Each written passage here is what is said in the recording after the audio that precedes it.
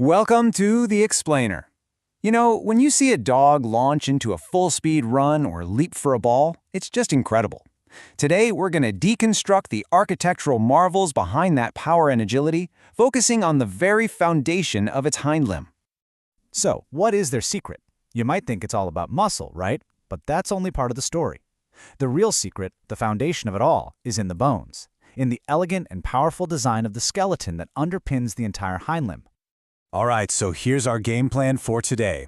We're going to start with the hips foundation, the os coxae. Then we'll move down to that powerful thigh bone, the femur. After that, we'll explore the whole network of tissues that brings these bones to life. And to wrap up, we'll see what happens when this amazing system gets compromised. So first up, the os coxae. Now this isn't just a single bone. It's a really complex structure that acts as the main anchor, the critical piece connecting the entire hind limb to the rest of the dog's skeleton. That's right. What's so cool about the os coxae is that in a young puppy, it actually starts out as three completely separate bones. As the dog grows up, the ilium, ischium, and pubis all fuse together to form one single, incredibly strong structure that's got a very specific and very vital job to do. Okay, let's break this down a bit. The ilium, that's the biggest wing-like part you see, and it forms what we feel as the point of the hip. The ischium is at the very back, kind of like their seat bones, and the pubis finishes off the floor of the pelvis. But the real magic happens right where all three meet up. They form the acetabulum, this deep, perfect, cup-like socket that creates the hip joint. And that big hole, the obturator foramen, that's not just empty space. It's covered by muscles and serves as a super important highway for nerves and blood vessels to pass through. And fitting perfectly into that socket is our next major player, the femur. This is the massive long bone of the thigh, and it acts as the primary pillar for the entire hind limb. It's built to take on immense weight and to generate incredible force. You know, every single bump and groove on this femur has a purpose. That smooth round head fits flawlessly into the acetabulum, creating that classic ball and socket joint. Those big bony prominences, the greater and lesser trochanters, aren't random at all. They are crucial attachment points for some seriously powerful muscles. Then, way down at the bottom, you have these knuckle-shaped condyles and a grooved trochlea that form the complex and vital stifle joint, which you and I would call the knee. It's just brilliant engineering from top to bottom. And this slide right here shows you exactly what I mean. That big, greater trochanter, that's the main insertion point for major hip extensors like the gluteal muscles. Meanwhile, the smaller, lesser trochanter is the anchor point for the iliopsoas, which is a primary hip flexor. These bony landmarks basically act as levers, allowing muscles to pull on them and produce all those powerful movements we see. You know, to really appreciate the design of the dog's femur, it helps to compare it to something else. So let's look at a horse's femur. It is way more massive, and it has a really well-developed third trochanter, which is needed to anchor the huge gluteal muscles for a powerful kick. The dog's femur, on the other hand, is lighter, more adapted for agility and speed. It's the same basic blueprint, just tweaked by evolution for a totally different job.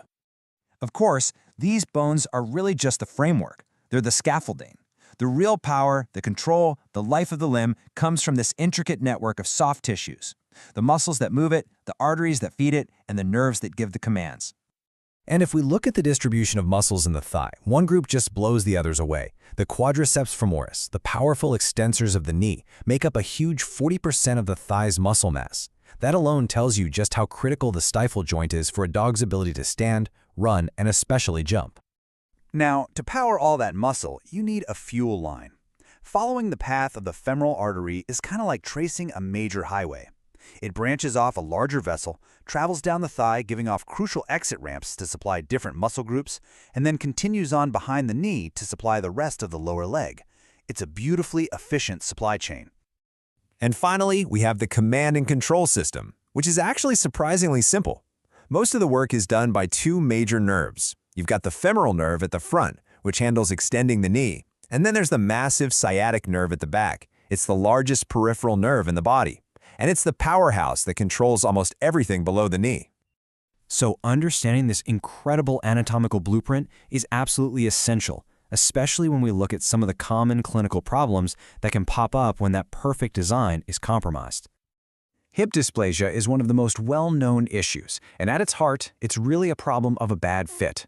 The ball, that's the femoral head, and the socket, the acetabulum, they just don't match up properly. This creates a loose joint, which leads to instability and, down the road, to painful arthritis. And what's really amazing is that veterinarians can actually put a number on this problem. They take an X-ray and they calculate what's called the Norberg angle.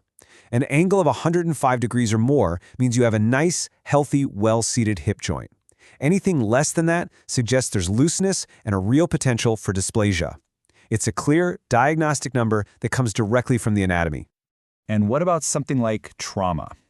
Well, a femur fracture is a really serious injury, and that's because this bone is so critical for bearing weight. As the quote here says, healing is a long process. We're talking 3 to 5 months. A successful recovery isn't just about the bone mending itself. It depends on that whole support system of muscles, vessels, and nerves coming back online too.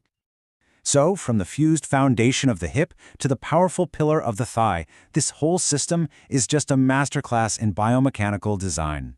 It really reminds you that the most incredible feats of engineering aren't always in buildings and bridges. Sometimes they're hiding in plain sight, in the anatomy all around us.